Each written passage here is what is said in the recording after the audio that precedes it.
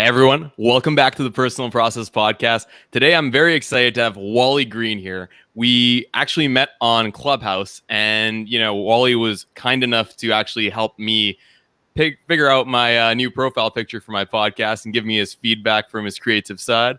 And I thank him for that. And I just want to give a quick introduction for you, Wally. Please feel free to take the reins over after, because I'm sure you can add a lot more. But Wally has made a very remarkable upside trajectory from being involved in gang life as a teenager to working towards North Korean diplomacy through the sport of ping pong. So to say that I'm excited to hear this story and share it with everyone is not doing justice enough. Thank you so much for coming on, Wally. Is there anything that I missed? Thank you. Thanks for having me. No, I mean, you said it exactly right, man. Went from the slums of the world to the most dangerous country in the world. So tell me about that, man. Let's start at the beginning of it. Like when you were, and you live in New York City. So how is it like being in that part? Because I believe you grew up in the projects area. Yeah, in Brooklyn. Mm-hmm.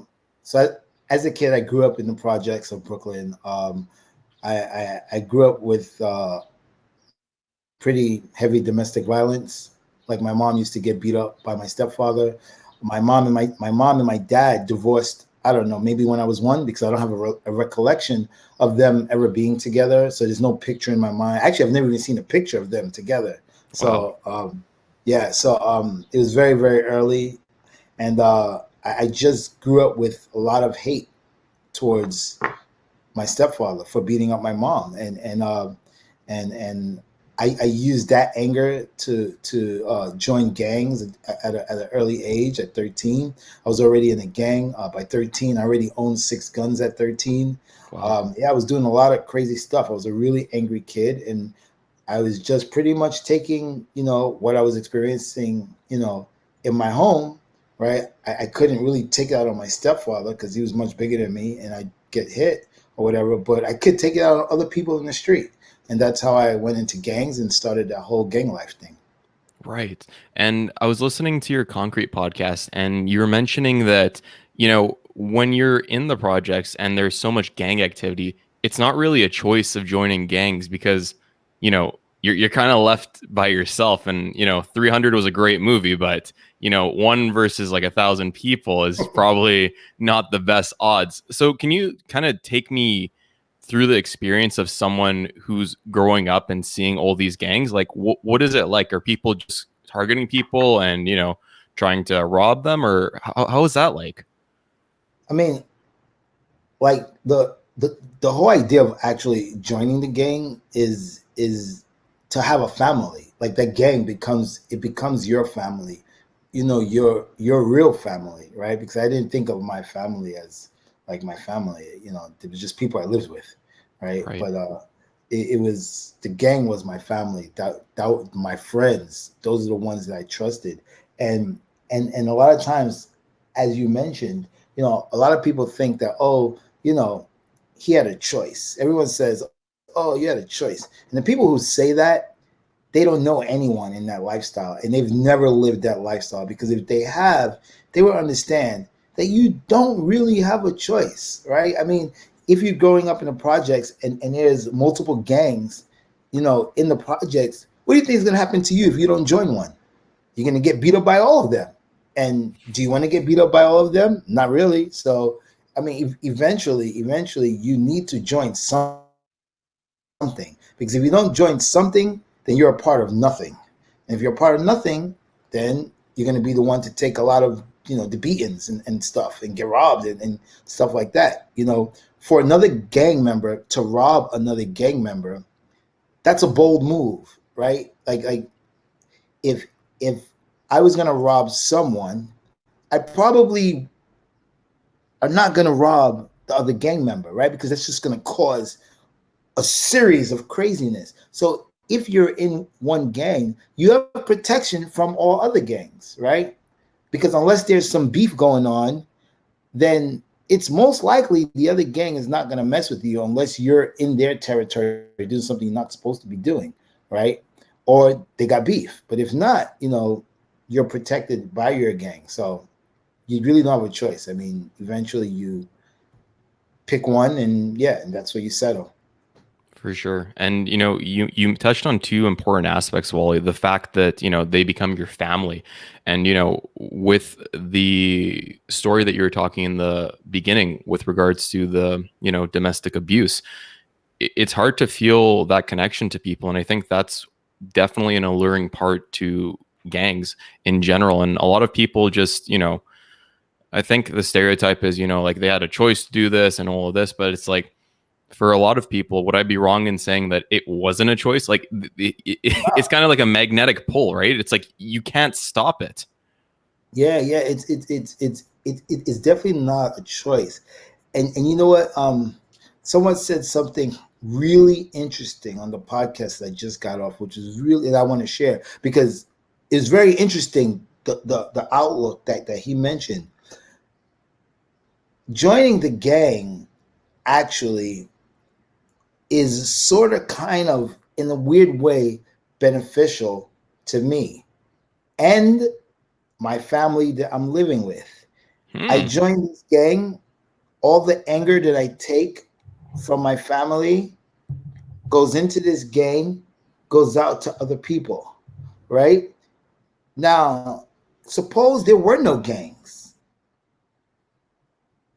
I'd probably kill my parents, like for Wow. sure, like almost 100%. My stepfather for beating on my mom, and my mom for turning against me for trying to protect her, right? So joining the gang was actually, I want to say, in a weird way, beneficial to my stepfather and my mom because I could have flipped around and bring everything to them, right? But I didn't. Sure. I took it to the streets. So yes, somebody brought that up today, and I thought it was really interesting outlook that I never thought about. Absolutely. Yeah, it definitely serves as an outlet. And this we talk about with some of our guests before regarding mental health and coping skills and all this kind of stuff. And like as a kid, if you don't get taught that, like you're never going to use that, right? And you need to actually go into these gangs to exert yourself. And that tough uh, demeanor that a lot of people have in gang life, they do that because like they're feeling all this rage from their own personal life, and they need that outlet to get it out. I definitely feel that. Wally, I wanted to kind of ask you, like, what goes into the decision of what gang to join? Because at that time, we're talking about it wasn't a choice. You need to pick one. But did you just pick like a random straw out of the hat, or how did you go about this, man? No, I have friends who are already in a gang, so it's usually normally you have friends and you just go where your friends are already. It's I mean, it does happen, but it's kind of rare that you randomly decide to join a particular gang that you don't know anyone in. I don't know how safe that is, but and you'd probably spend half the time trying to prove yourself. But it's usually mostly, you have a friend or relative that's in something, and then you go through them. Right. And with regards to, the whole gang life, you were mentioning on a podcast that, you know, when you're young, you don't really think about what you're doing and all of this stuff. But I'm wondering on the more systemic front of the culture in your gang, at least, are there like levels that they put you through? For example, first you go and tell someone off, then you go rob someone, then you go do this. So you don't really realize the progression that you've made from where you are to where you were to where you are right now. Or yeah, can you take me through that? Can you repeat the question one more time? Yeah, sorry, that was a little bit of a long one, eh? So essentially, on your podcast with Concrete, you're also mentioning that, when individuals are kids, they don't really understand what they're doing from the violence to stealing or all this. And I 100% agree with you. When I was a kid, did not understand much, and I'm very grateful I'm older where I can understand this now. Right, But right, right, right, right. I'm wondering if on the gang systemic side, were there like steps that they put you through that you don't really understand the transition to going to, let's say, shooting someone in that gang life? Right. I mean,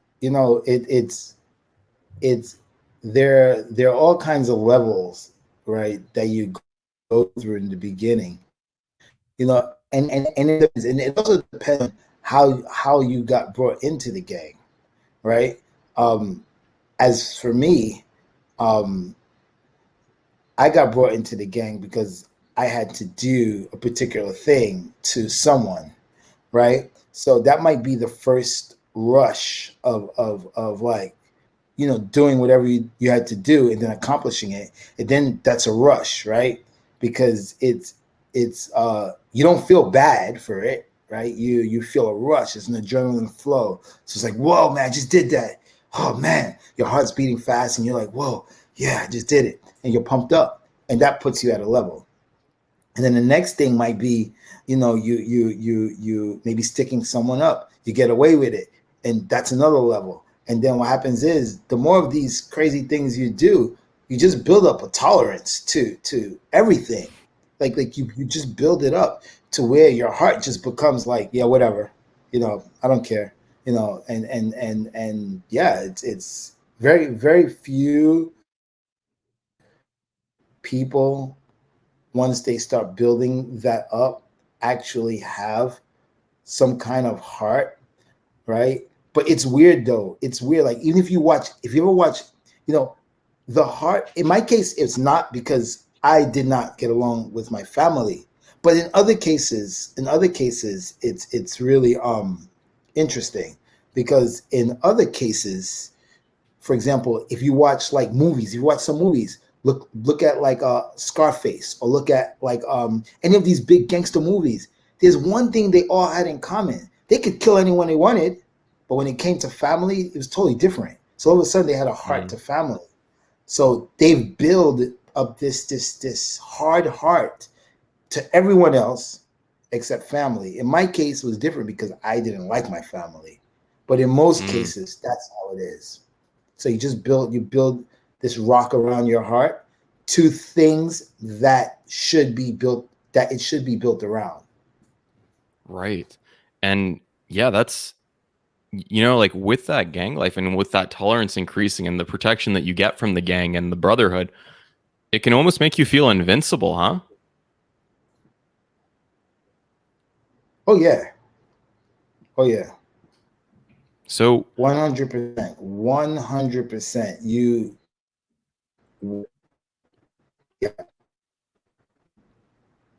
oh, I think it's chopping out a little bit. Sorry, you said 100%?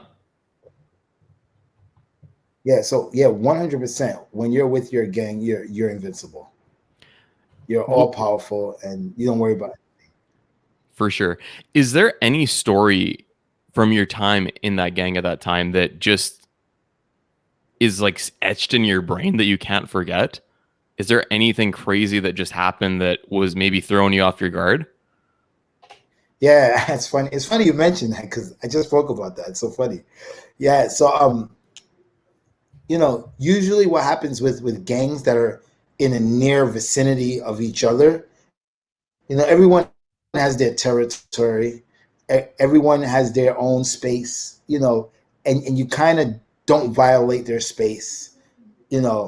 Passing through maybe is fine, but you don't go sell drugs on someone else's corner. That could get you shot.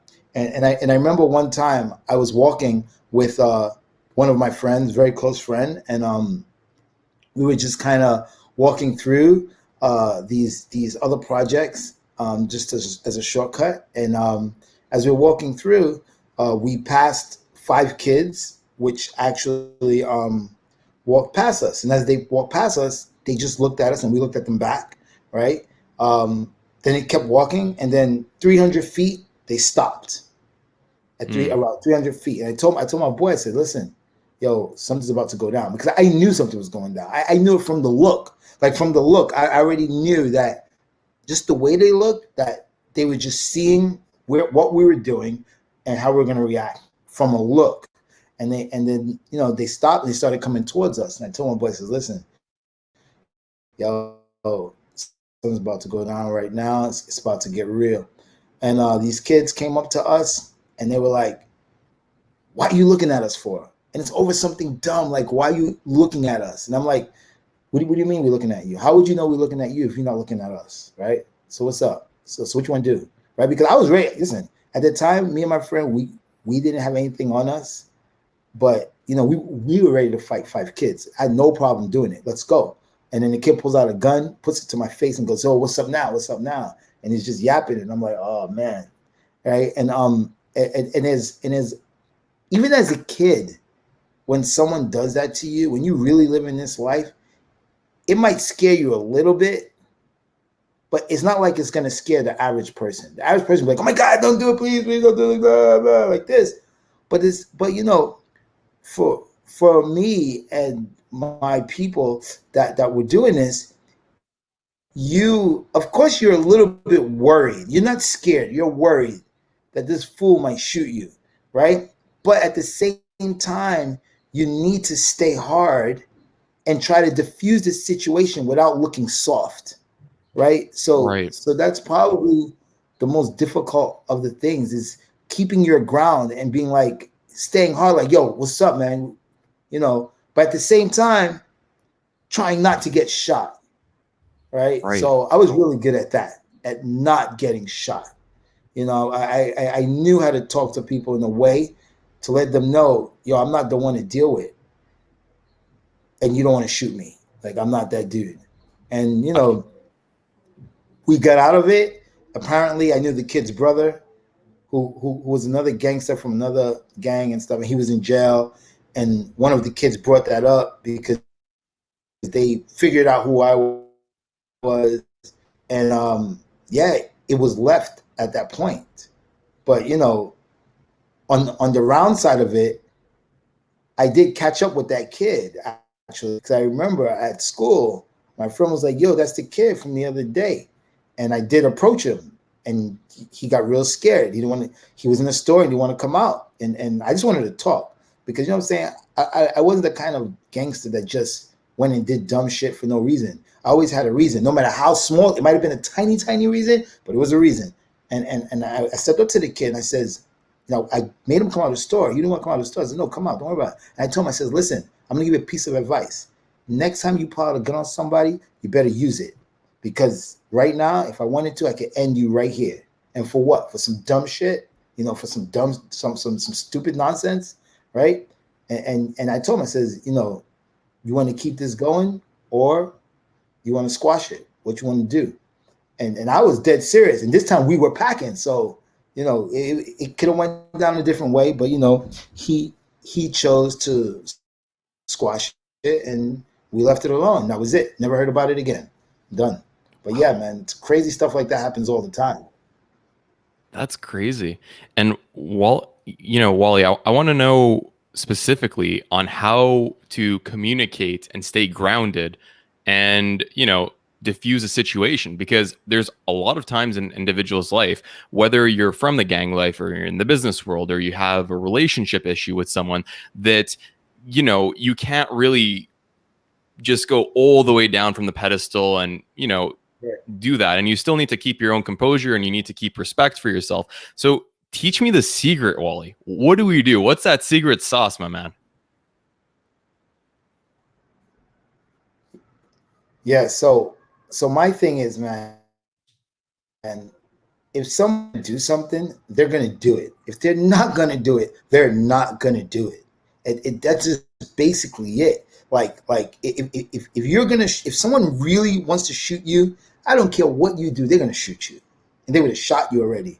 The fact that they're not doing it means most likely they're not gonna do it, right? So by seeming soft, right, can give the person that's at you thinking, "Oh yeah, this guy's weak," and they might want to more. They might take more advantage of that situation, right? But when you stand your ground and you let them know, "Yo, I'm not scared of you," now it's a different thought. In the mind, it's a different thought, because people want to know. Wait a minute, why is this guy not scared? Mm, Right? He must there must be something about him that I don't know, right? So why is he not scared? wow. I've just always been, I've always been good at getting out of just bad situations, man. Just really dangerous. in bad situations by staying hard, right? But just not adding fuel to the fire, Wow. right? Because when you add fuel to the fire, then people get crazy, and then they might do it even if you didn't want to do it. So you stand your ground, but you just don't add the fuel to the fire. That was amazing. And that's so true. I didn't even think about it before, but I just want to re-say what you just mentioned. They don't know something. They might not know something about you if you're staying hard like that because they have a gun on your head. Like, who's gonna stay hard like that? Like, man, if someone had a Right, gun on my head and I did that, like, I can't even imagine what's going through that. I got a gun on this guy's head, man. Like, what's he? right, right. Why is he like staying hard? Like, are you kidding me? But that's such a good point, and I think that goes throughout life. When someone's trying to, if they want to do something to you, they're already going to do it. They're not going to play. They're not going to be like, hey, I'm going to fire you, or hey, I'm going to do this. Stand your ground, know your value, and go forward like that. That's such a great point. Thank you so much for sharing that, Wally. Man, Yeah, that definitely. is that was just so much value. I think we got to make that a clip right there. But Wally, I want to no, for real, man. That was powerful. I want to know about the time that you kind of realized that maybe this whole gang scene is not what you thought it to be. What was the point that you realized that maybe you need a little bit of a transition time? Oh, from the gang. Hmm. So for me, I never thought about transition time. I got lucky, and I found a sport, a weird sport that I actually hated as a kid. I really hated the sport. They had it in my high school, and I used to make fun of the kids playing it. And it was ping pong. And I found a weird sport, and it was a sport and a specific individual that took me away from all that gang violence and domestic violence, and put me in a totally different country, to learn Wow. the sport. And that's how I got, and that was my transition. It was someone just giving me the opportunity, which I took. And yeah, and that was where the transition came from. So tell me, Wally, because this is a little bit interesting because you don't see too many people in gang life go pick up a ping pong racket Yeah, and exactly. take it to that next level. So how does this happen? How do we go from gang life to ping pong? So I was always an athlete. Right. I was a really good athlete. I was MVP in almost every sport I ever played, always. And the reason why I was a good athlete was because it was another way to get out of my house. I just joined every club, every sports in school. I joined it. And sports, as you know, is a good way to get aggression out, right? And I mean, even when I played volleyball, I was extremely aggressive, man. Aggressive to the coaches. I was just It's a good way to get this aggression out. So every sport I played, and I started to shoot pool, right? Because I got some interest in pool. I started shooting some pool, and I wanted to get a pool stick. I went and bought one.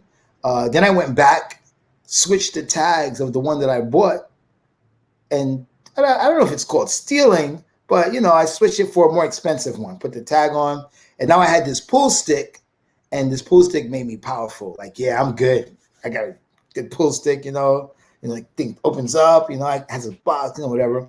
And so I bring it back, and I go shoot some pool, and I find out really quickly I'm not good. I got hustled for some money, got really pissed off, cracked the pool stick over the table. Wow. Pool stick shatters, and now I'm pissed off. Now I'm just angry because I shattered my pool stick. I saw some kids playing ping pong. There was two ping pong tables, and I was going over there to kind of bully them. Right? I don't know if I really wanted to play the sport at the time. I definitely didn't want to play the sport, but they were playing, and I just went over there and says, "Hey, I want to get a hit. I just want to get it." I wasn't even asking; I was demanding. And the Mm. guy gave me his racket, and out of anger, I hit the ball and it went on table. But I was more angry that I broke my pool stick. And the kid was like, "Whoa, you play ping pong?" And I was like, "No, I don't play this." He was like, he was so enthusiastic to tell me about this ping pong club, that I should go to it. And I thought this kid was out of his mind. I was like, "What?" there's a club for this thing? No way. It's impossible. Right. But being the athlete that I am, I had to go check it out to see if it was really true. So I would go down to the ping pong club and I saw playing, and they were really playing like boom, boom, they're hitting the ball back and forth and stuff, and stayed from the table and raising hands and fist pumping. And I was like, whoa, this is crazy. This is real. So I wanted to play, and nobody would really play with me. And that used to piss me off too. And then finally, some old dude come and play with me, and I play with him, and the guy would kill me, destroy me, like badly. I got like 4 points, like no chance. And that made me want to play more because I was like, what? I'm a seasoned athlete. I play basketball, football, volleyball, tennis, wrestling, and I'm top in all those sports. How can this guy who's like 60 years old beat me at any sport? And I was like, you know what? Yeah, I got to play this sport. I got to play this sport. And nobody really wanted to play with me. So I actually, eventually, a guy came up to me and says, hey, do you have a partner? And I was like, no. And the guy says, well, I'll pay you $20 if you become my partner every time we play. I was like, well, what? $20? Whoa, that's what's up. $20 is a hustle. So I was so happy. I was like, yes, I'm going to make $20 just to play ping pong. And I suck, but I can hit the ball on the table. But hey, if he wants to pay it, I'm taking it. And, I started playing with this dude a couple of times. And we got a little bit close, and I would talk about my family, I'll talk about my family that I didn't like, and I'll talk about my family that I did like, which was my gang. And we, talk about that. And for him, it was like a TV show, right? Because he's never experienced someone who's ever lived that life. And if you don't know anyone who's lived that life, or you've never experienced anyone in that life, or you've never experienced yourself, it's like TV. Right, it's like a TV show. It's like watching movies. It can't be real. He's probably saying, "Oh, this he's just maybe having a bad time and doesn't understand what he's saying," like what most people would say. And one day I went to the club, and a .22 caliber fell out of my bag, and everything that I had been saying to him had hit him right in the face, and he gave me this look, and I wasn't trying to stay there to find out what he was thinking, because I don't know, he might call the cops. I don't know what he's going to say. And so I just picked it up and was like, I got to go. And I left. And the first thing I thought was, $20 is gone. Damn. My $20. I was like, oh, where's my I was just thinking $20, man. Oh, man, that was such a good hustle. And he called me back two days later. And I thought this guy was never going to call me back. I mean, if I was him, I wouldn't call me back, right? But he called me back 2 days later, and he goes, hey, are we still playing? And I go, yeah. Wow, yeah, okay, yeah. $20 in my head. So I go and play with this guy, and then he's like, hey, I want to invite you to my house. And I was like, what? He's like, I want to invite you to my house. I'm like, what do you mean, this guy, why do you want to invite me to your house? It's just weird, right? I mean, in my mind, he just saw me drop a gun out of my bag in front of him. But you want to bring me to your house with your family, right? Now that's weird. But once again, like I said, $20, right? It's $20, man. I'm not trying to lose that $20. So, I almost lost it the first time. Not trying to lose it this time. Let's go. We go to your house. No problem. So I go to his house. I meet his family, very nice family. And I think he was trying to give me an idea of what family is supposed to be like, right? Because he never said anything. And then and one thing I want to say about this, because sometimes I forget to say it, he never, ever, ever questioned about that gun that fell out of my bag. He never, ever brought it up. It was almost like it never existed. So he never said, hey, let's about that gun. No, never. It almost like it never happened. He totally forgot. It's almost like he forgot about it, or just kind of just didn't. It was weird. Like it didn't happen. So I felt comfortable, because a lot of people will say, why you felt so comfortable? Well, I felt comfortable because he didn't bring it up. So it's almost like he didn't see it. Like it never happened. So if in his mind it never happened, then you know what? It never happened. Yeah.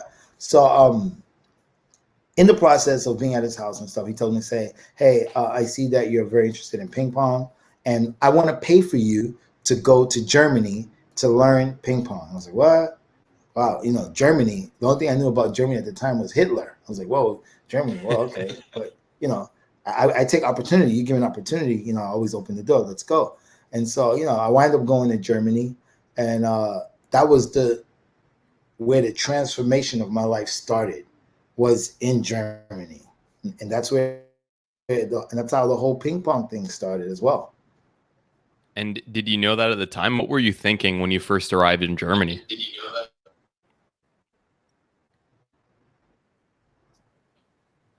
Sorry, Wally, can you hear me? Say it one more time. Did you know that at the time that that Yeah, was just where cutting a out. critical transition time was going to happen and your life was going to change? What were you first thinking when you first Hell arrived no, into? Yeah, no way. I I was just going because of free trip. I didn't know what to expect. Like, this guy's giving me a free trip out of the, I never left the city. I'm getting a free trip out of the country. Whoa, no, no, no. Like for me, it was a free trip, and it was nothing but a free trip. And I went and I stayed in a school with kids who are the best in their sport, and I had a really hard time in the beginning because I was, like I said, I was an angry kid and I didn't like people. I didn't want people around me and talking to me and trying to be my friend. That's the last thing I wanted. I didn't know that came with this trip. Maybe if I know, I probably wouldn't have gone. I didn't know it came with the trip that people wanted to be nice to me and wanted to be friends. I get there and every kid is like, "Oh my God, you're from New York. Whoa, you're from America. Oh, we love America. We love New York City, blah, blah, blah, blah, blah." And I'm like, "Whoa, get away from me." Like, seriously. And yeah, it was crazy. But the problem is they weren't giving me any fuel for the fire. So they weren't giving me anything to help me to lash out because I wanted to lash out, whether it be punch someone in the face, curse someone out, or whatever. But it was impossible because they kept being nice. So I always say this every time, there's a saying which is a real thing, and it's called killing someone with kindness. It's real. Getting killed with kindness, it's one of the most confusing things you could ever feel. It's when you want to be angry and you want someone to push you over the edge so that you can react, and after you react you feel great about it, right? When you get killed with kindness, they don't give you that fuel for the fire, so now you're just stuck with that crazy feeling inside that doesn't come out, right? And yeah, man. And after a while of getting killed with kindness, you get that little right hand man that sits on your shoulder that says, "Hey, man, why are you angry? Why are you upset? You're not in Brooklyn. You're not in a abusive place. You're not even in your own country, and people here are trying to be nice to you. What the hell's wrong with you?" And eventually, I was like, "Yeah, you know what? That makes a lot of sense because I mean, everyone wants to be my friend." And so, I started from there. I started to think and say, "You know what? Okay, I'm try to be nicer." So I started being nicer to people and just making friends. And then that was the start right there. That right there was the start of the change of the mindset. The change in my mindset started there, right there at that point. that's crazy. And it's so true. It's oftentimes when we're in a different environment or different situations that we have to question our own beliefs, the way that we kind of go about our daily lives, that it's painful. You were mentioning that like you don't have fuel to the fire, and in a way it's kind of like depriving yourself of, metaphorically, of oxygen, right? Because that's how you saw Yes. life. But then it's like, wow, this is how life can be. And then you actually have thoughts, you think about it, and you're like, maybe I don't have to do the same thing that we were always doing. And then you get exposed to it. And this is such an incredible story that you just shared, Wally, and it can be used in very different aspects from everyone's life, everyone's situation, that I think everyone needs to try. Put yourself out into a new environment if you can, see some new friends. And yeah, no, that was just an incredible piece, Wally. So tell me about this, Wally. Like, you're in Germany, you've changed the way that you see the world. And what happens next that we go into the life of Wally here? So I had become so infatuated with the sport and me being like the star. I was like the star. It was like, everybody wanted to be my friend. Everybody wanted to know who Wally was. Everybody's like, "Oh, Wally, Wally, Wally. Whoa, whoa." I was a big star and I was kind of liking this. When I was doing my gang thing, I was a big star, but it was for the wrong reasons. Here, I was a big star for the right reasons. And I didn't have to look over my back for being the big star. Whereas, when I was doing my stuff, being the big star had me looking up over my back all the time. Now I didn't have to look anywhere.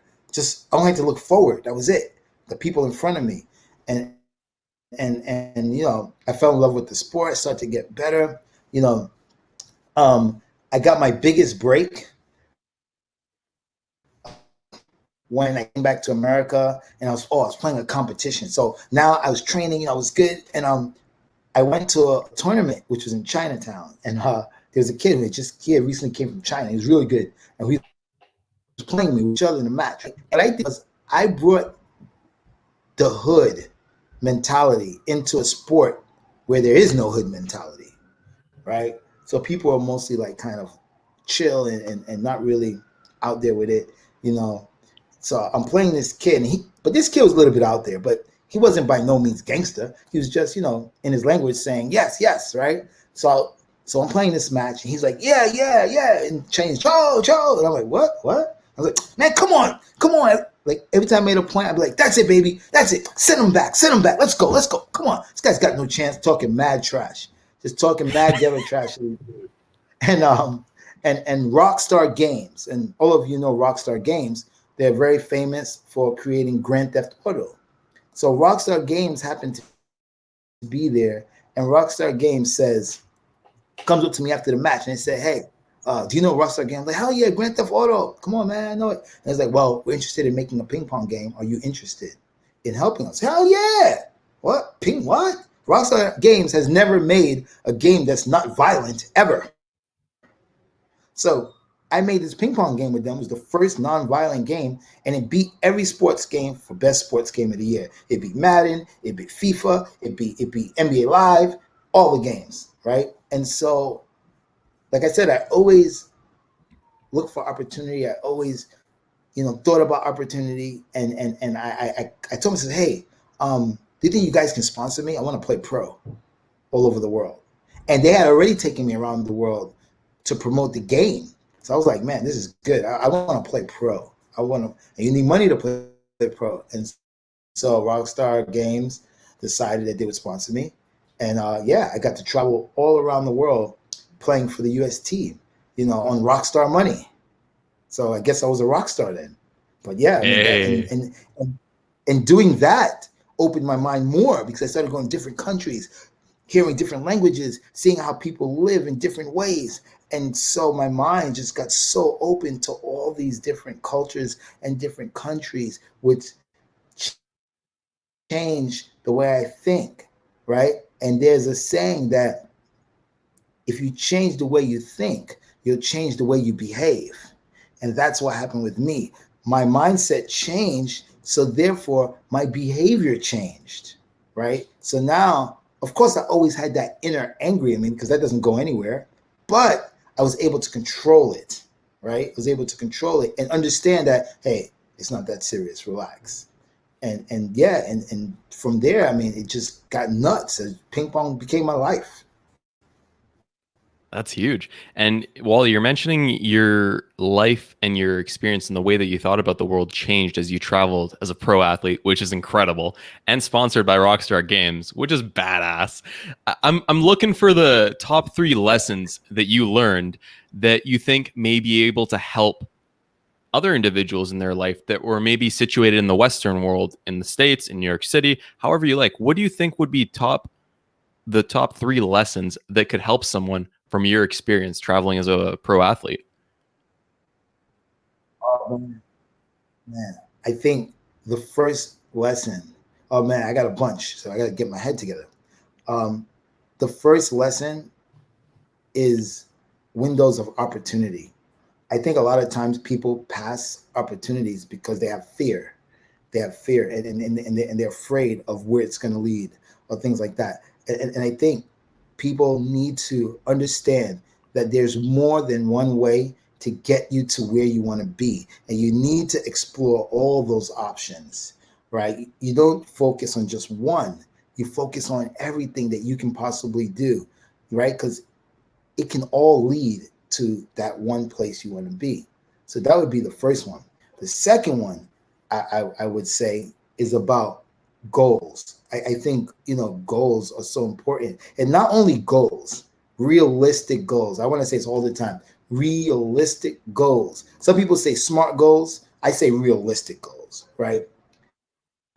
Realistic goals are goals that actually make sense, that can actually happen. So if you're 30 years old and you're saying, yeah, you know, I want to be an astronaut, that's not a realistic goal. Like, it's almost unlikely that it's going to happen. And and I think what happens is as kids, they tell us this craziness in school. And they say, you know what? You can be whatever it is in the world you want to be.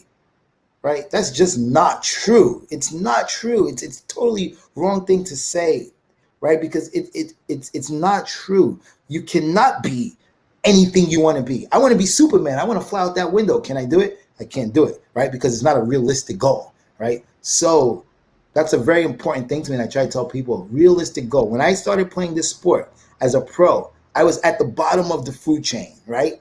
And I thought that I can beat everyone. And you know what happened when I thought that? I got destroyed by everyone. Did I have the skill to play well? Yes, I did have this skill to play well. But because my mindset said that I can destroy everyone, which wasn't a realistic goal, it hindered me into actually learning to get to that step, right? So what I had to do was I had to change my goals. And I had to say, you know what? I had to realize where I was on the totem pole. That's another thing. You got to know where you are. If you're not here, then you have to know that you're not there. And you have to know you have to work your way up. So what I did was I said, you know what? I can't beat these guys. I figured it out that these guys started at 3 years old. I started at 18. It's highly unlikely that I'm going to beat them at this point. So what I'm going to do is I'm just going to get 5 points. If I can get 5 points every game, I won. And I believed I won. So there was a lot of weird times where I'd be playing and I would lose 4-0, but 11-5, 11-6, 11-7. I would go, yeah, baby, that's it. And people would look at me like, what's wrong with this dude, man? He lost. And I would, and they would say to me, hey, why are you cheering? You lost. I said, no, I didn't lose. I said, I made a goal for myself and I accomplished my goal. So I won. So it would go from 5 games. Then it would go to, okay, let me just get 1 game out of 4. Okay, let me get 2 games. Every match, 2 games. Until I was able to win a match, right? So that's the thing that I want to say is the realistic goals, man, are so important for life. Like, make goals that make sense, goals that you can actually accomplish, right? Because that will get you so much closer to where you want to be. So that's number 2. And you said 3. So, and the third lesson that I learned, and this is a personal one for me. Everyone doesn't go through this, but I know there are some people that are out there that will go through it. Hey, not everybody's out to get you. The world is not out to get you. You're just one person amongst billions of people. The world is not out to get you. And if you think the world is out to get you, then you really need to sit back, take a look at yourself in the mirror, and ask yourself, why do I think people are out to get me? And understand that reason really. And then you will see that people are not out to get you. It's something that you might need to change within yourself. So those are my 3 things that I think I've learned through my journey, which is extremely important. It's fantastic. Be open to experience, make realistic goals, and don't think that everyone's out to get you. Because I think in a way, also, if you think that everyone's out to get you, you're kind of going to manifest that, and you're going to Yes, look for things. They can give you like 100 signals that they're not out to get you, but then they give you one, and then you hone in on that. You're like, yeah, yes, this guy's yes, really out to get me. And then yes, you go ahead, go ahead. yes, because I learned this from being in a gang. Because for me, everyone was out to get me. Everyone, it didn't matter. It didn't matter who it was. Like, if someone came and approached me, why are you near me? Or why are you in my space? Or you know what I'm saying? I always thought that everyone was out to get me. And then as I traveled the world and started learning and started changing my mindset, then I realized, whoa, man, everyone's not out to get you. You need to and if you think that, you need to really look deep inside yourself and see what you can change about yourself so that you won't be thinking like that. Huge. And, there's just so much to unpack with just those three lessons. And I just want to go through it quickly because you have an amazing story. And we haven't even hit North Korea yet, which is such an amazing opportunity to learn from you, Wally. But, like being open to experience, I feel that you need this in life. And a lot of people, unfortunately, don't get the opportunity to learn about themselves because they don't push themselves outside their comfort zone or their regular 9 to 5 job. And they go through the, classic route, go get a family, get a dog, aim for that house or an apartment, and then you're set. You check that box and you're done. And, by experiencing going into that random pool hall one day and then, saying, give me that racket, like your life can change in ways that you can't comprehend from one small action. And I think it's critical. And, with the realistic goals, how many people on Instagram right now are flexing their Lamborghinis and saying, look at me, I have a 8-figure business that I started in 2 days and, you can do it too. Life isn't like that. Life is a trek. It's a grind. It's a hustle. And I mean, Wally, you know this best from being in NYC and, grinding to a pro athlete in ping pong.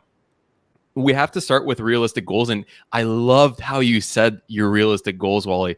When you were losing, but you still got the 5 hits, you're like, yes. And you believe that. And you know what? That's how you get the habits to form. That's how you get success. It's incredible. And so many people are afraid of this. They don't want to look bad. They don't want to lose. But the thing is, if you know where you're going and this is what you need, you hit your own goal. Your life isn't determined by anyone else. Wally, man, what great answers. Thank you so much for sharing that, my man. As much as I'd like to stay here, I still want to go and see how North Korea happened. So you're in Germany. You just got sponsored from, Rockstar Games. You're traveling the world as a pro athlete. Is this where you enter North Korea for the first time? No. So I'm already back, and the year before I went to North Korea, I was on the Steve Harvey show. So through my career as a pro player, I realized that I was different, and I realized that people looked at me as someone of influence, even though I wasn't the level of the best players in the world, right? But I was this black dude with yellow hair, like crazy designs in it, and I was cool. I was cool, right? I was the cool dude. Yeah, he's not good, but he's cool, right? And then I realized that, wow, I people want to hear what I have to say, and I was doing a charity for ping pong charity for poverty, ping pong for poverty charity in Virginia Beach, and I got contacted by the Steve Harvey show, and this is like the year before. So, and I love Steve Harvey, man. That guy is so funny, man. Such a cool dude. And they were like, yeah, well, we want you to be on the Steve Harvey show. I was like, what? Steve Harvey? Oh, yeah, man, definitely. So, 2 days later, I was in Chicago filming Steve Harvey show. And then the next year came around, and I was like, oh, man, I need to do something big this year. Because, I got a taste. I've been getting taste of what ping pong can do for me, from newspaper articles to magazine stuff. And then the Steve Harvey show was like my own TV thing. Because I've been on TV before, but as part of my club spin, but I'd never been just me, where it was all about me, just me. And I was like, whoa, I need to do something big this year, but I didn't know what it was. So I started looking. I was checking the ITTF website, which is International Table Tennis Federation. They have all the tournaments for the next year. You can see everything. So you choose the one that you want to play, the one that you don't want to play, you don't play. So I saw North Korea. I was like, no way. North Korea has a tournament? This is nuts. I was like, yo, I got to go there and do my own ping pong diplomacy. I got to do it, because a lot of people don't know this, but big historical moment in American history. 1971, President Nixon was the president. America established relations through China with what? Ping pong, called the ping pong diplomacy. Hence, you got the movie Forrest Gump. So I was like, oh my God, North Korea hates us. They want to kill us. They say we're the devil. We're blah, blah, blah. I need to go there and do my own historical diplomacy for world peace. And Dennis Rodman had just came back. And I was like, you know what? If Dennis Rodman just came back, then I'm coming back too.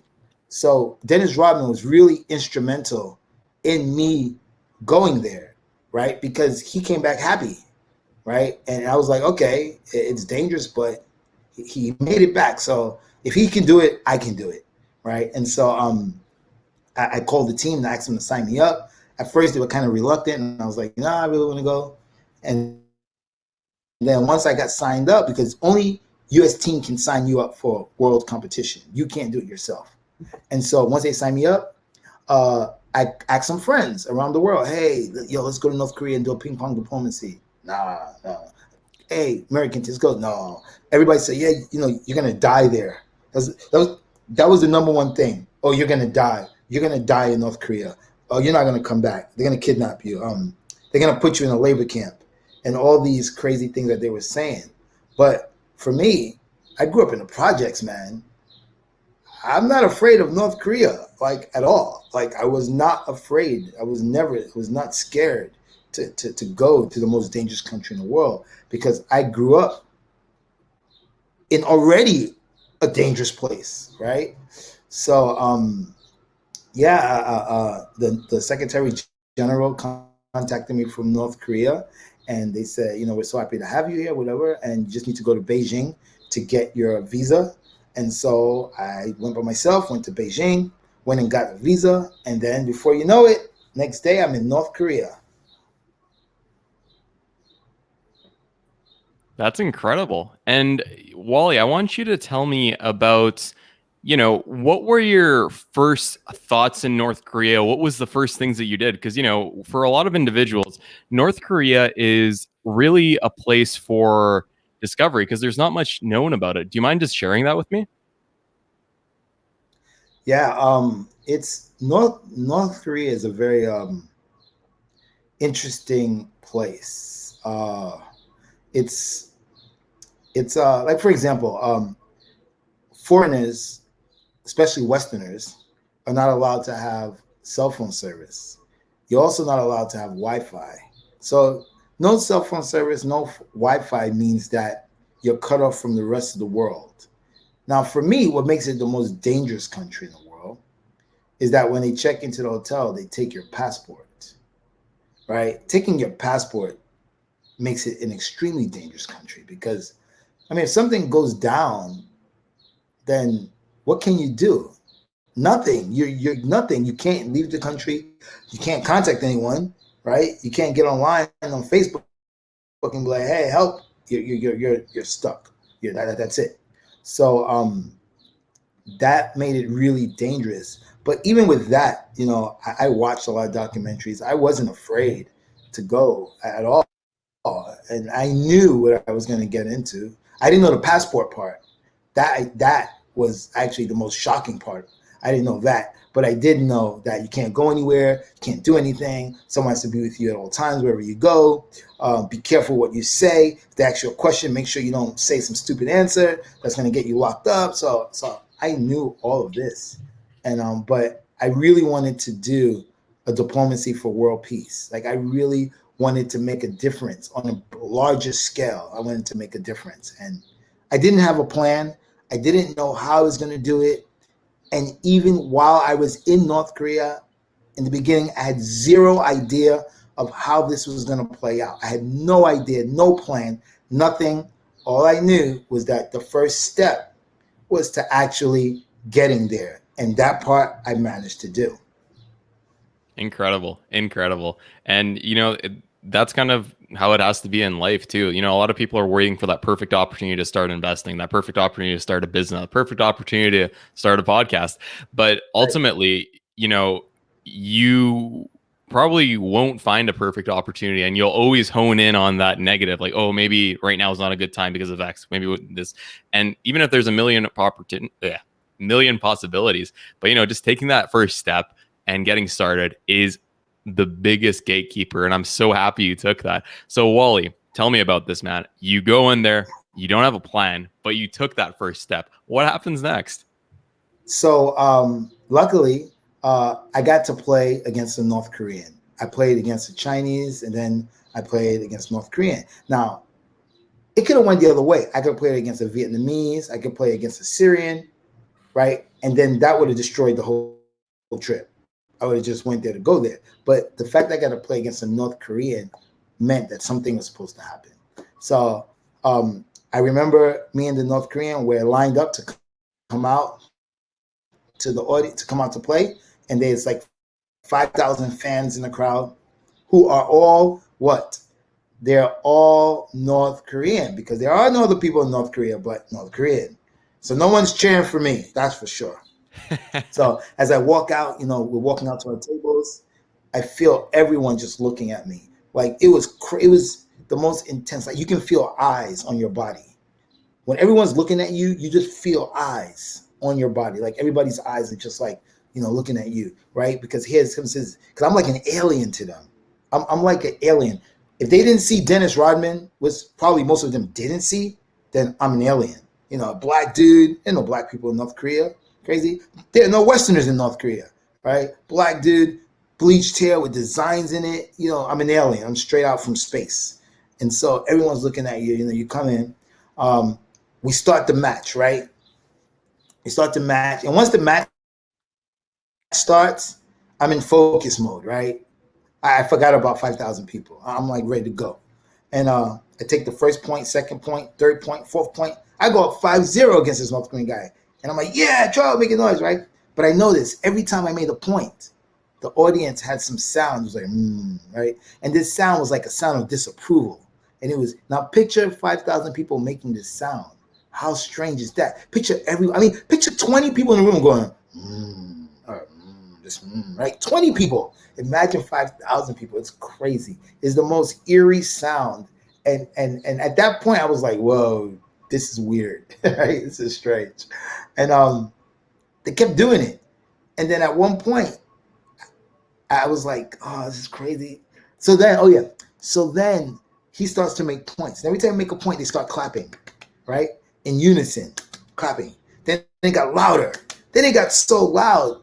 Now, remind you, this is only the first game, right? It's only the first game. I mean, they were acting like it was like the World Championship Finals and going loud. So then I was like, oh my God, this is crazy. I can't concentrate. I can't even think about what I'm doing, right? So I looked up to the audience, right? I looked up and I just smiled. And when I did that, there was a chain reaction. People saw it, and then they started smiling. And I was like, whoa, that's nuts. That's nuts. So play match. I did it again, look up, and then I smiled, right, on purpose this time. And then they smiled back. And they were like kind of like, oh, like kind of like interesting. And I was like, oh my God, this is it. This is the opportunity right here, right here. This is where I'm gonna make a difference. This is where, okay, forget this match. I forgot about this match. Now I know how I'm gonna do it, because now I've already got the attention of 5,000 fans, all looking at me, seeing what I'm doing, watching my behavior, watching my reactions. So I said, okay, I got this. So we start playing more, right? And I would always keep, making sure that the fans were happy. And it started changing a little bit, right? I make a point, some of them would clap a little bit, right? It wasn't like, like for him, but at least it wasn't that sound that I was getting in the beginning, right? And that showed something, that they judged me according to how I behaved, right? Now, if I would have been like, screw all you people, shut up, what would have happened, right? They'd probably start booing me. But because I showed them, a nice side of me, which they probably weren't expecting, because for them, Americans are evil, we're the devil. They, in return, showed me something nice back, right? We can say it like that. So we play the match. I wind up losing the match, right? And now you come to the point where you have to shake hands. Every athlete has to shake hands with the other athlete, right? And you can tell the North Korean guy did not want to shake my hand, right? Because I'm the devil. You don't want to shake the hand of the devil. You don't want to shake the hand of what's evil. You do not want to shake the hand of that, right? So he comes to me and he puts his hand out and he barely tries to touch my hand, right? Because he doesn't touch me. I grab him by his arm. I pull him in and give him the biggest hug he's ever had in his life. 'Cause I'm sure he's never had a hug like that. And especially from black dude from Brooklyn, New York. Never, right? And I always say this. Well, before I say this, the crowd were clapping. They were into it. My video camera's filming, so his face in the beginning is like kind of confused, right? And after the confused, it goes to smile, right? Brief smile. Now that smile is so important, right? Because that smile is not fake. You can't fake that, right? Because I think smiling because an American hugged you is not a good look for a North Korean, right? It's not a good look. So that smile was 100% real. You can't fake it. And that made the trip worth it. That's why I went there. And I always say that you can't change people overnight. People don't just change overnight. But what you can do is you can plant the seed. You plant the seed. And the seed that I planted was that hug. That hug was the seed. My behavior to the crowd when they were being so obnoxious was the seed, right? Because for the rest of their lives, they're never going to forget this black dude from New York, America, the evil country of the world who hugged and showed them nothing but love. For the rest of his life, he can never forget me, the guy that hugged him and showed him love and respect, right? So if in the future, the government says, oh, you know what, Americans are evil and bad, in his mind, he's gonna think, you know what, they all can't be evil because this guy was from America and he gave me a hug. Those 5,000 fans who are watching, all those people will never forget. They will never forget the day that this black dude from New York City, America, crazy designs in his hair, came and gave their fellow countryman the biggest hug he's ever had. They can't forget that. You can't forget something like that, right? So that's what I did. I went there, I planted the seed to hopefully start a change, and it starts from the mind first. And, whether the change happens or not, we'll never know. But what I went there to do for me was very successful in being that I was able to plant that seed. And so, yeah, that's one of the most amazing trips I've ever had in my life And one because of the of that. And you know what? It's one of the most impactful ones that I think many of could even dream of, because you mentioned that you're planting the seed, and I 100% agree with you. But you know what I think the water is? The water is the sharing of stories from those 5,000 fans. That's the water. And oftentimes a lot of people, especially with 2020, what a hectic year for life, but everyone's trying to fight each other, whether you're from one country to another or different groups within a country.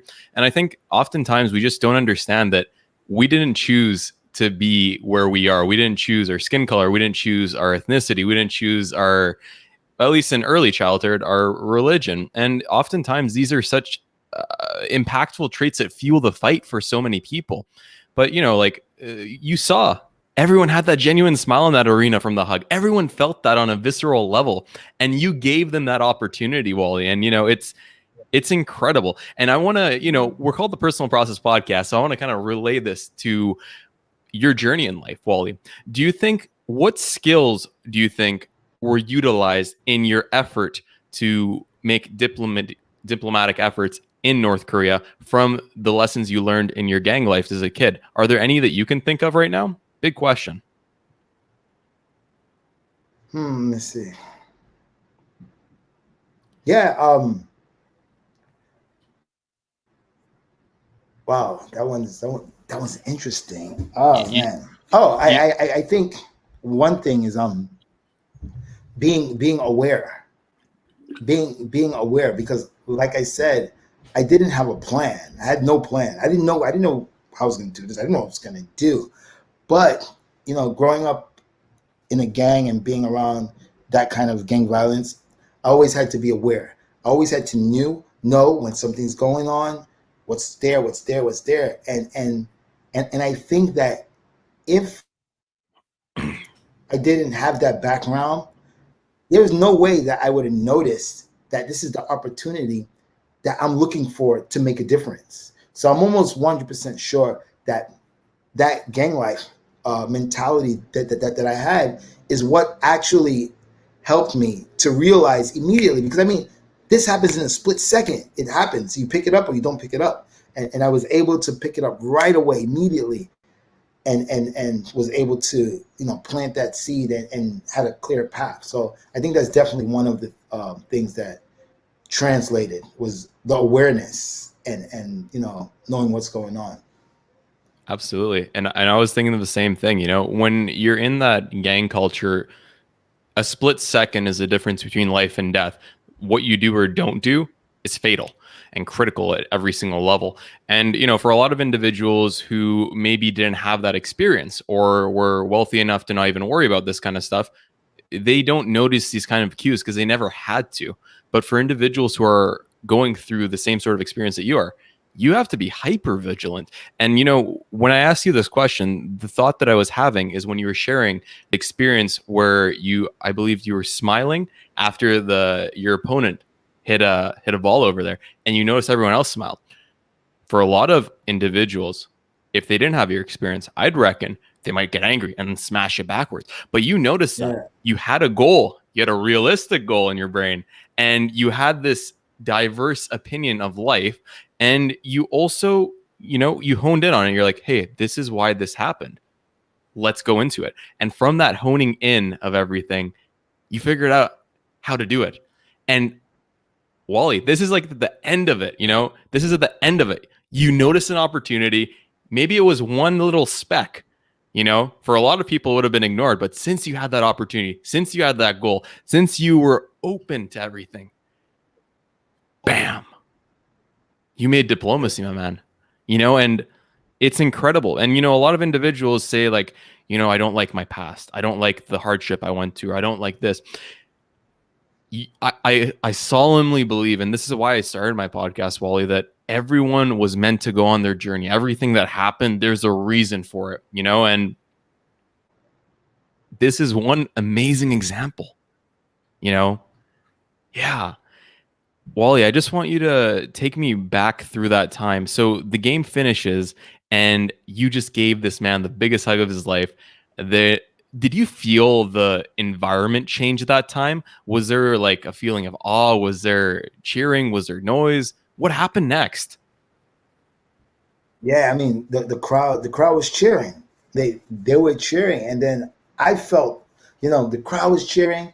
I also felt like really happy inside, because I'm sure they didn't think that that was going to happen, and I didn't think that was going to happen. It just happened, and you know, I I had the sense of fulfillment that you know I came to do something and I was able to get it done. And that feeling was incredible. It was so incredible. That's fantastic, Wally.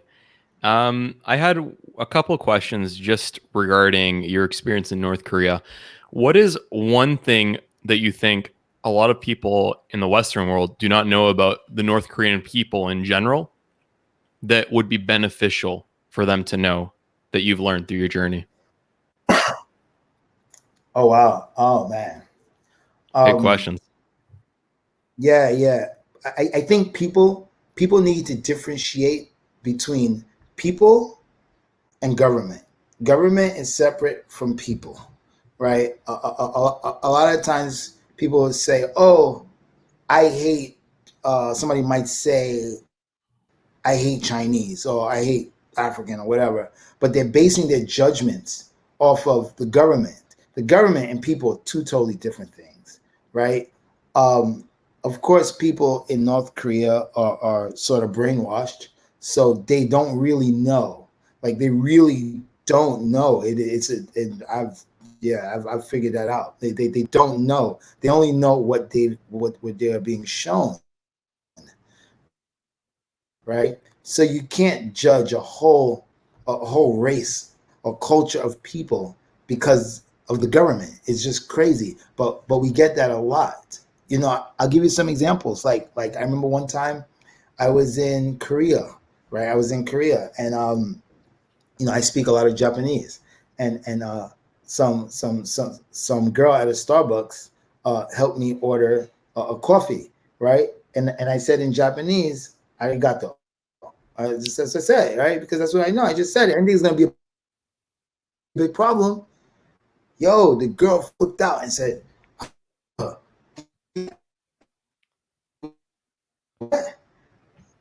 why not?" Right? And she was referring to, they used to be in war, Korea and Japan. And I'm like, yo, you weren't even nowhere near born by that time, right? You weren't even around at that time. So she was, using something that was political that she had zero to do with to judge a whole country of people, right? And so many times people do that, and it's totally wrong, man. You got to judge people for themselves, not what the government, not the politics of the country. And that's one of the things that I learned, because before I went there, I heard North Koreans are evil, that they hate Americans, and that if they do, it's not something that's from them. You understand? So you have to really understand that. Yeah, and that's definitely true, Wally. When you mentioned that, I had very an image pop into my head. I was in the cafeteria at my university where I was studying at the time, and there's this one lovely cafeteria lady, and I won't get into specifics because no need. But long story short, super lovely, super friendly. One day she asked me where I'm from. I say I'm from here, and not in Canada, but somewhere in the Middle East. And she looks at me differently. Oh, you're from there, huh? And then hate spewing, like you can see her eyes change shapes and all that kind of stuff. Right. And I'm here thinking, the war or whatever that happened, I wasn't involved in. I didn't choose it. And heck, if I had any power, I'd diffuse it. But it's like people are being judged like that. And even with the whole pandemic going on, the people who are from China right now are getting all that right now. And it's not like they brought it in. It's not.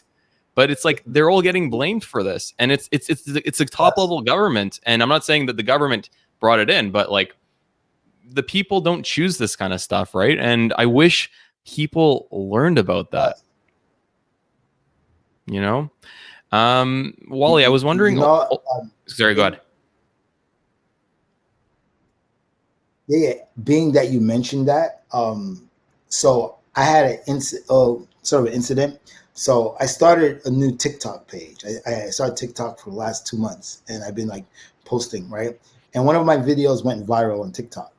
And the video that went viral on TikTok is me talking about Asian hate.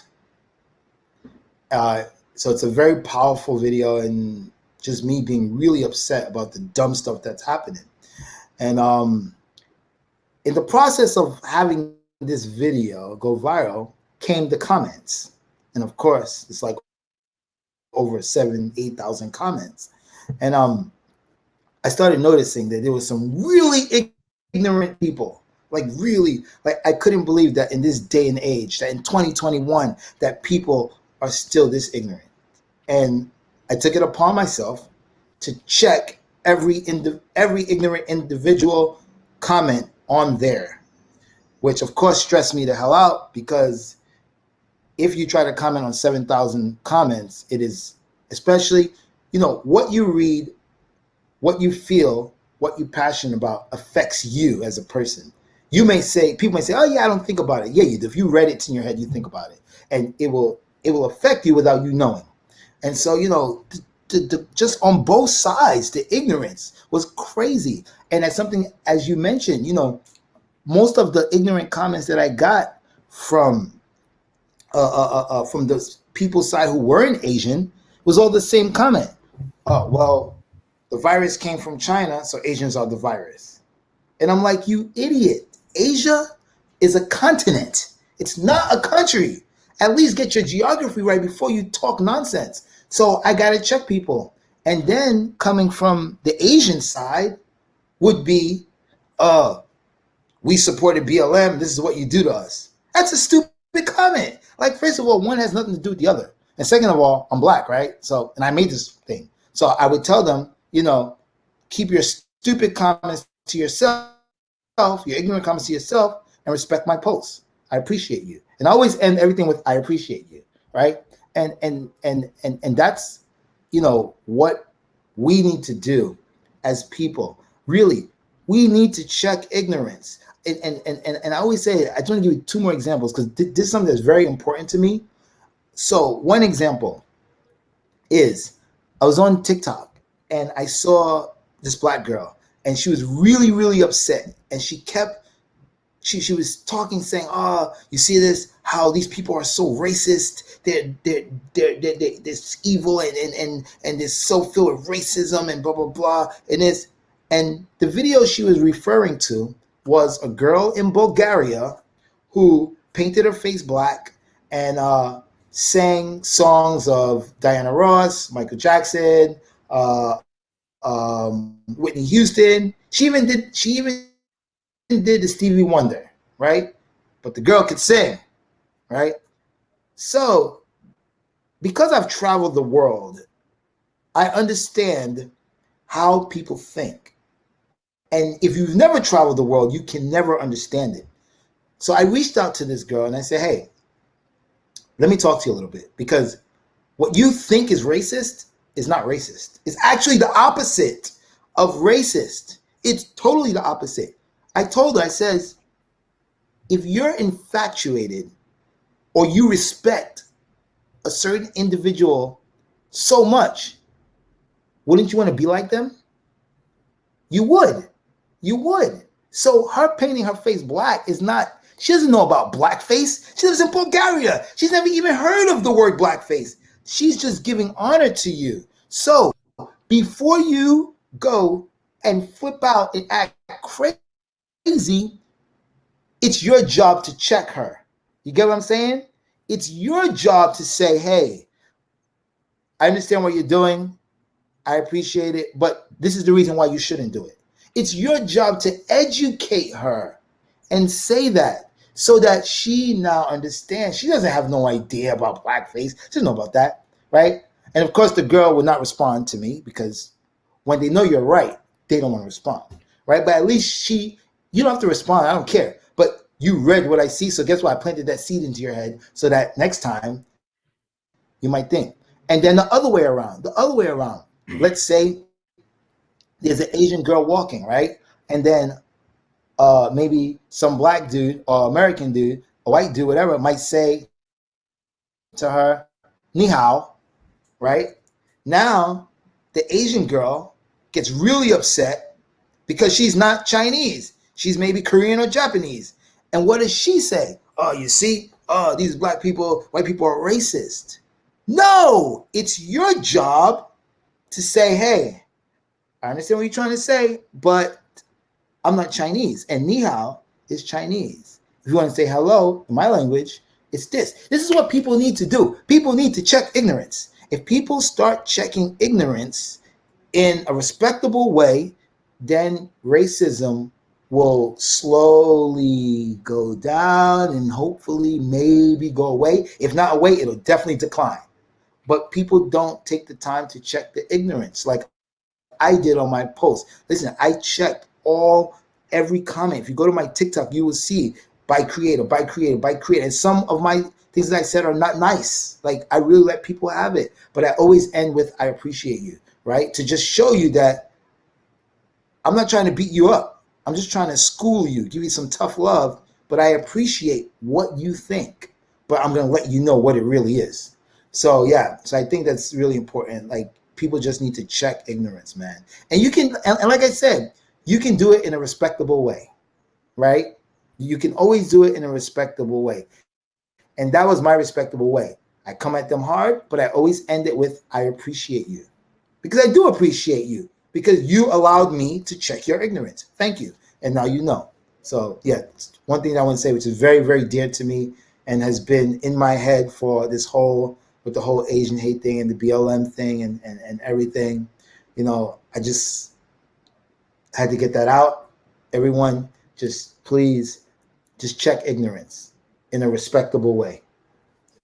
Absolutely. And Ollie, I'm just going to relate that to the seeds that you planted in North Korea. You were mentioning earlier that in North Korea, there's a lot of censorship in terms of what people see, and the media may modulate Americans as being the devil.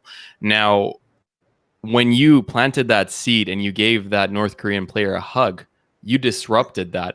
But I think, in the States, we also want to think that we are not privy to this and we have all this freedom to see whatever we want. But on the back end, the news, it's curated by a certain organization. Even social media, there is an algorithm that even the company doesn't even know what's playing. And you're seeing views that you might not even want to. And you might, kind of like we're talking about before in the gang life, how there's a gradual progression, perhaps. It might be the same sort of thing where your views are slowly being altered to the point that you don't sense them, right? And I think that's one of the Right. problems with all of this hate between groups, even in their own communities, because everyone's viewing something so extreme. And it's not even about the person anymore. It's about the ideas being right. One group says, you're terrible. The other group says, you're terrible. There is no communication. There is no diplomacy between people anymore. And there's no compassion, right? If someone makes a mistake, no one's going out and saying, hey, let's talk about this, and the intent is, I like that piece that you talked about, the intent, right? If someone comes up to me and says something because I look, I don't know, Spanish, or if I look Middle Eastern, even if it's the wrong country, I think for most part, they're trying to like connect to me, right? Maybe they didn't say it in the proper way and they said the wrong country, but it's not that they were trying to hurt me, and sometimes they are. I'm not saying Right. they're not, but like I think the intent's being missed here. And then people are always trying to say you're right and I'm wrong instead of saying, hey, I see where you're coming from, but maybe, that's a little bit hurtful. And that's not it anymore, and I think that's what's missing in today's life. No one can even talk about what's right or wrong. It's only these people are terrible. These people are terrible. And there's nothing black and white like that. There's nothing. There are spectrums with every groups of people, every country, and there's good and bad to learn from everyone. And I think the experience that you had by traveling around the world, you kind of felt that. And I think by you helping this diplomatic effort, you're inspiring a whole group of individuals through your lessons, through your journey, and through your life. So it's an incredible piece. And I just wanted to mention that too.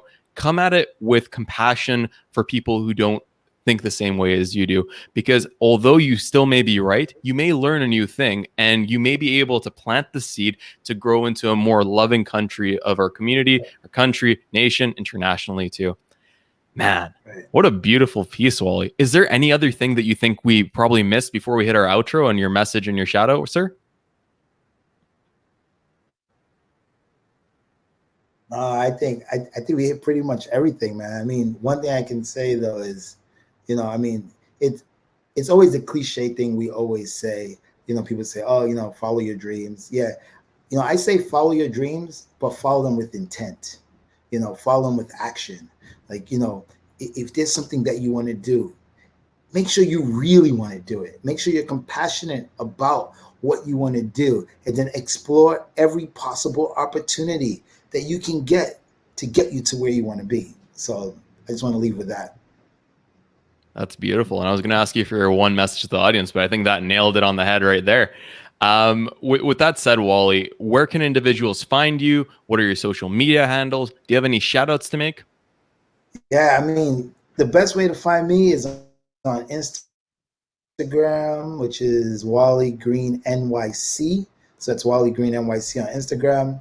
And then for those of you who are into TikTok, I got a really cool TikTok page with some really cool content. And that's Wally Green NYC _.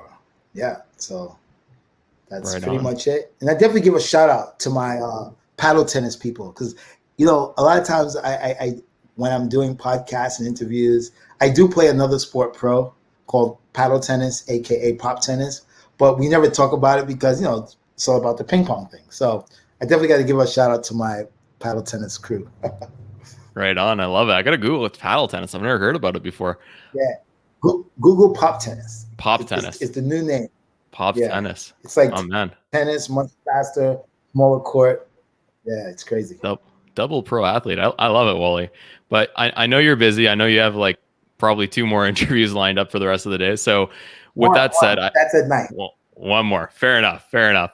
But Wally, man, I don't know about you, man, but I had a fantastic time during this interview. I think we got to connect a lot of pieces together, and really inspire individuals to figure out who they are, understand that you don't need to have a goal complete and like with all the steps. Just take that first leap and realize that your Yes. challenges and difficulties can lead to success. So, you know what, Wally, I was really happy to meet you on Club, and even this interview, we both ran into each other in a Clubhouse room that had like 5 people. And I asked the question, Yes. you were kind enough to DM me, and, you know, you're like, hey man, you know, if you need help with that profile picture, I got people. We didn't even know each other. We talked for like 20 seconds. And look at it now, man. And who knows where this podcast is going to go, who it's going to inspire. This is the thing. Like, you know, I mean, it's meant to be, man. But yeah, man, thank you so That's much so for funny. coming. Thank you. Thank you very much for having me. It was great. Beautiful. And to the listeners and viewers of the Personal Process Podcast, thank you for checking out another episode, and we'll see you on the next one. Hey, everyone. I'm back after another amazing episode with another amazing guest. We hope we added value into your life so you could take the tips from this episode and fuel your process forward. If you enjoyed our episode today and think other friends or family members may also appreciate the lessons that our podcast brings, be sure to share us with them. Subscribe and rate our show so we know how we did. And always remember, trust the process.